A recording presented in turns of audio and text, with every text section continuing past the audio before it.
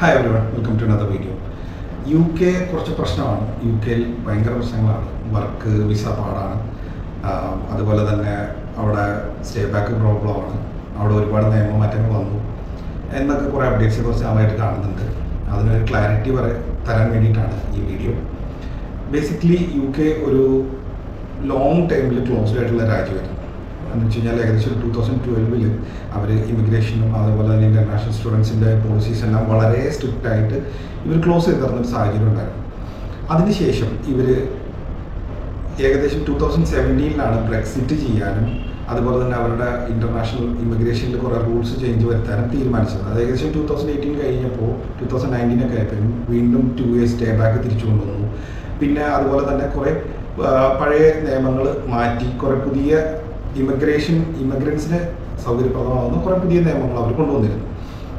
അതിൻ്റെ ബേസ് ചെയ്തിട്ടാണ് അപ്പോഴത്തേക്കും കാനഡയിൽ നമ്മളുടെ കൊറോണയ്ക്ക് ശേഷം കാനഡയിൽ ഒരുപാട് വിസ റിജക്ഷൻ പ്രശ്നങ്ങളൊക്കെ ഉണ്ടായപ്പോൾ ഒരുപാട് സ്റ്റുഡൻസ് ഇപ്പോൾ അങ്ങോട്ട് സെക്കൻഡ് ഓപ്ഷനായിട്ട് യു കെ ചൂസ് ചെയ്ത് അവിടെ ചെന്നു. അതുപോലെ തന്നെ യു കെയിലേക്ക് സ്പൗസ് വിസ അലൗഡ് ആയിരുന്നു. പിന്നെ അതുപോലെ തന്നെ യു കെയിൽ നമുക്ക് വർക്ക് വിസ വർക്ക് വിസയുടെ പോളിസീസ് എളുപ്പമായിരുന്നു. അതുപോലെ കാനഡ കമ്പയർ ചെയ്യുമ്പോൾ വിസ പ്രോസസ്സിങ് കുറേ കൂടെ എളുപ്പമായിരുന്നു. അപ്പം യു കെയിലേക്ക് ഒരു വലിയ സ്റ്റുഡൻസിൻ്റെ ഒഴുക്ക്, പ്രത്യേകിച്ച് നമ്മുടെ ഇന്ത്യയിൽ നിന്ന്, പ്രത്യേകിച്ച് സൗത്ത് ഇന്ത്യ കേരള സൈഡിൽ നിന്നൊക്കെ ഒരുപാട് സ്റ്റുഡൻസിൻ്റെ ഒഴുക്ക് അങ്ങോട്ടുണ്ടായിരുന്നു. അപ്പം യു കെ നിങ്ങൾ മനസ്സിലാക്കേണ്ട വേറൊരു കാര്യം എന്ന് പറഞ്ഞാൽ യു കെ പോലൊരു കൺട്രി, അവിടെ ഹ്യൂമൻ റൈറ്റ്സ് ആക്ടിവിറ്റീസും ഒക്കെ ഒരുപാട് കാര്യമായിട്ട് നടക്കുന്ന ഒരു രാജ്യമാണ്.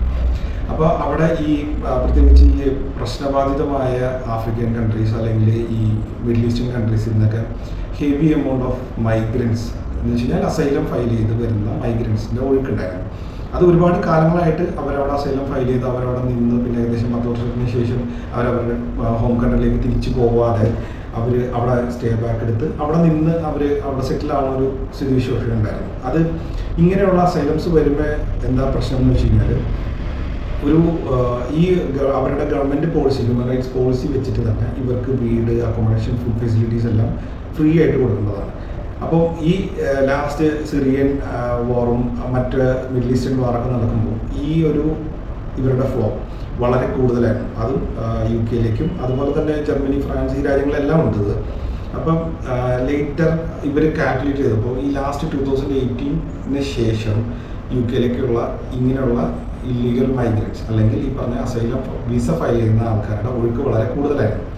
അപ്പോൾ യു കെ ഗവൺമെൻറ്റിന് ഇതൊരു വലിയ ബേർഡനായി മാറി. കാരണം ഇവരുടെ ഫുൾ എക്സ്പെൻസസും എല്ലാം ഫ്രീ ആയിട്ട് എടുത്ത് ഇവരെ അവിടെ അക്കോമഡേറ്റ് ചെയ്യിക്കുക എന്നുള്ളത് ഇവർക്ക് വലിയൊരു ബേർഡനായി മാറിയിരുന്നു.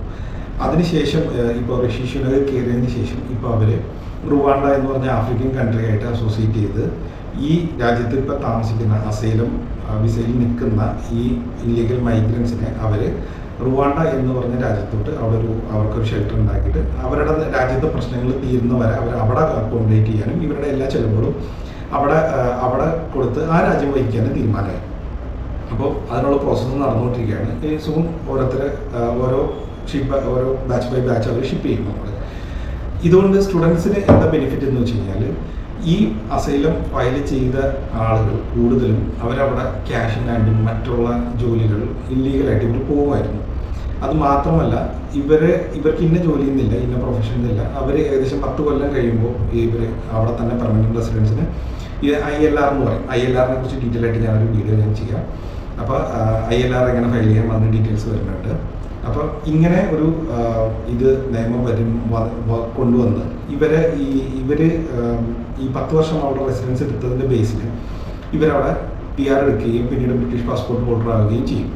അപ്പോൾ തന്നെ ചിലപ്പോൾ ഇവർക്ക് കുട്ടികളുടെ എണ്ണം ഒരുപാട് കൂടുതലുള്ള ആൾക്കാരായിരിക്കും. അപ്പം ഇവർക്ക് എന്താ പ്രശ്നം എന്ന് വെച്ച് കഴിഞ്ഞാൽ ഇവർ ജോലിക്ക് പോകാൻ പറ്റില്ല. ഇവർക്ക് അപ്പോഴും ഇവർക്ക് വീട്, കാര്യങ്ങൾ, ഇലക്ട്രിസിറ്റി എല്ലാം ഗവൺമെൻറ് അപ്പോഴും പ്രൊവൈഡ് ചെയ്യുമായിരുന്നു. എന്നിട്ട് ഇവർ ക്യാഷിനായിട്ട് ജോലിക്ക് പോയി ഇവരുടെ എക്സ്പെൻസസ് എക്സ്ട്രാ ഇൻകം മീറ്റ് ചെയ്യുകയാണ് ചെയ്തുകൊണ്ടിരുന്നത്. ഇത് അവിടുത്തെ ഗവൺമെൻറ് അറിയാൻ പാടില്ലാത്തൊരു കാര്യമായിരുന്നില്ല. പക്ഷേ ഹ്യൂമൻ റൈറ്റ്സും അങ്ങനെയുള്ള കാര്യങ്ങളുള്ളത് കൊണ്ട് തന്നെ അവരത് വളരെ അതിന് കർശനമായ നടപടികൾ എടുത്തിരുന്നില്ല. പക്ഷേ ഇപ്പം ഡിസിഷനൊക്കെ കയറിയതിന് ശേഷം അങ്ങനെയുള്ള ഒരുപാട് നിയമമാറ്റങ്ങൾ യു കെയിൽ വരുന്നുണ്ട്. അവർക്ക് ഇപ്പോൾ ക്വാളിഫൈഡ് ആയിട്ടുള്ള അല്ലെങ്കിൽ വളരെ പ്രൊഡക്റ്റീവായിട്ട് രാജ്യത്തിൻ്റെ GDPക്ക് കോൺട്രിബ്യൂട്ട് ചെയ്യാൻ കഴിവുള്ള സ്റ്റുഡൻസിനെ അല്ലെങ്കിൽ സിറ്റിസൻസിനെയാണ്, ഇമിഗ്രൻസിനെയാണ് അവർക്ക് ആവശ്യം. അപ്പോൾ അതുകൊണ്ട് തന്നെ ഈ ഇല്ലീഗലായിട്ട് വന്ന അസൈലം ഫയൽ ചെയ്ത് നിൽക്കുന്ന ആൾക്കാരെ ഇവർ റുവാണ്ടയിലോട്ട് മാറ്റിയിട്ട് ഇവർ കൂടുതൽ പൊട്ടൻഷ്യൽ ആൾക്കാരെ എടുക്കാനാണ് ഇപ്പോൾ ശ്രമിച്ചുകൊണ്ടിരിക്കുന്നത്. അപ്പോൾ അതുകൊണ്ട് തന്നെ ഇതൊരു നല്ല ഓപ്പർച്യൂണിറ്റിയാണ്. കാരണം എന്താ വെച്ചാൽ ബ്രെക്സിറ്റ് നടന്ന സമയത്ത് തന്നെ ഈസ്റ്റേൺ യൂറോപ്യൻ, പ്രത്യേകിച്ച് പോളണ്ട്, അതുപോലെ ഹംഗറി, ബൾഗേറിയ, ജോർജിയ ഇതെല്ലാം പണ്ടത്തെ USSR പൊട്ടി ആ സമയത്ത് സ്പ്ലിറ്റായി വന്ന കൺട്രീസാണ്. ഇതിൽ നിന്ന് ഒരുപാട് വർക്ക് ഫോഴ്സ് അവിടെ ഉണ്ടായിരുന്നു.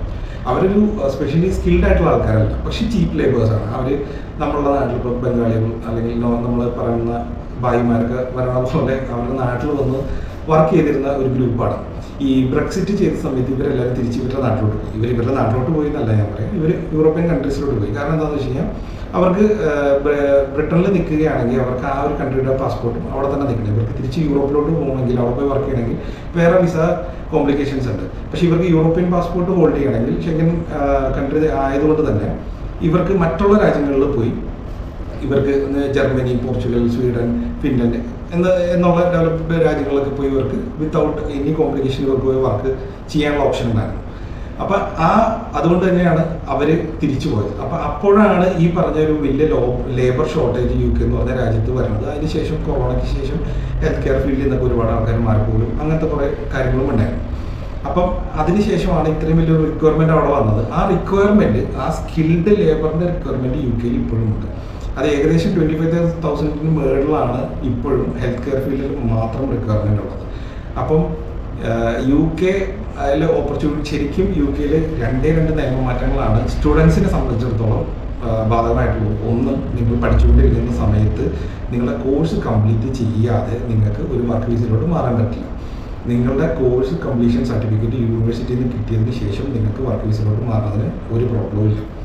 രണ്ടാമത്തെ നിയമമാറ്റം എന്ന് പറഞ്ഞു കഴിഞ്ഞാൽ ഇപ്പോൾ സ്പൗസ് വിസ ഡിഗ്രി കാൻഡിഡേറ്റ്സിനോ മാസ്റ്റേഴ്സ് കാൻഡിഡേറ്റ്സിനോ അല്ലെങ്കിൽ റിസർച്ച് കാൻഡിഡേറ്റ്സിനോ പോസിബിൾ അല്ല. കാരണം ഈ 3 കോഴ്സിനും നിങ്ങൾക്ക് റെഗുലർ ക്ലാസ്സസ് ആവശ്യമുള്ളതായതുകൊണ്ടും ഡിപ്പെൻഡൻസിനെ കൊണ്ടുവന്ന് അവർ വർക്ക് ചെയ്തിട്ട് വേണ്ട അവരുടെ എക്സ്പെൻസസ് മീറ്റ് ചെയ്യണം എന്നുള്ളൊരു റിക്വയർമെൻറ്റ് ഉള്ളതുകൊണ്ടും മാത്രം ആണ് ഇങ്ങനൊരു നിയമം കൊണ്ടുവന്നത്. അത് MPhil എന്നൊക്കെ പറഞ്ഞ പോലെ അവിടുത്തെ PhD ഉണ്ട്. PhD ഹോൾഡേഴ്സിനാണെങ്കിൽ 4 വർഷം വിസ ഉള്ള PhD പെർസ്യൂ ചെയ്യുന്ന സ്റ്റുഡൻസിനാണെങ്കിൽ ഫാമിലിനെ കൊണ്ടുവരുന്നതിന് ഇപ്പോഴും പ്രോബ്ലംസ് ഒന്നുമില്ല. പക്ഷേ അവരുടെ പ്രോസസ്സ് കുറച്ച് കോംപ്ലിക്കേറ്റഡ് ആണ്.